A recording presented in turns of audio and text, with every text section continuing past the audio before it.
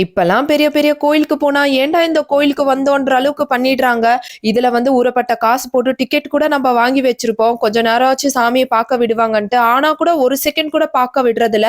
அந்த 1 செகண்ட்ல கூட கத்திட்டே தான் இருப்பாங்க. சரி ஃபர்ஸ்ட் டைம் தான் சரியா பார்க்க விடலையே, இன்னொரு வாட்டியாச்சும் நம்ம போய் பார்க்கலாம்னு சொல்லிட்டு மறுபடியும் போய் சுத்திட்டு வந்து பார்த்தா கூட அப்பயும் அதே நிலைமை தான். இதுல கொஸ்டின்ஸ் வர ஏமா மறுபடியும் மறுபடியும் வந்து பார்க்குறேன்னு சொல்லிட்டு பார்க்க விட்டா தானே. ஆக்சுவலி சம்டைம்ஸ் ரொம்ப கடுப்பாயிடுது. நம்ம எவ்வளவு வாட்டி போய் பார்த்தா இவங்களுக்கு என்னன்னே தெரியல. எவ்வளவு தூரத்துல இருந்து சாமியை பார்க்க தானே போறோம். கேட்டா கேமரா இருக்குது மேம் அப்படின்றாங்க. அவங்களுக்கு தெரிஞ்சவங்கள மட்டும் விடுறாங்களே, அப்பெல்லாம் கேமரா இருக்காதா? யாரும் கேமரால பார்க்க மாட்டாங்களா என்ன? இதெல்லாம் பார்த்துட்டு சாமி கூட சும்மா இருக்குதேன்னு சொல்லிட்டு தான் சம்டைம்ஸ் வருத்தமா இருக்கு. ஆக்சுவலி நாங்க போன ட்ரிப்லயே தி பெஸ்ட்ன்ட்டு சுவாமி மலையே தான் சொல்லுவேன். அவ்வளோ நல்லா தரிசனம் செய்ய விட்டாங்க சாமிய.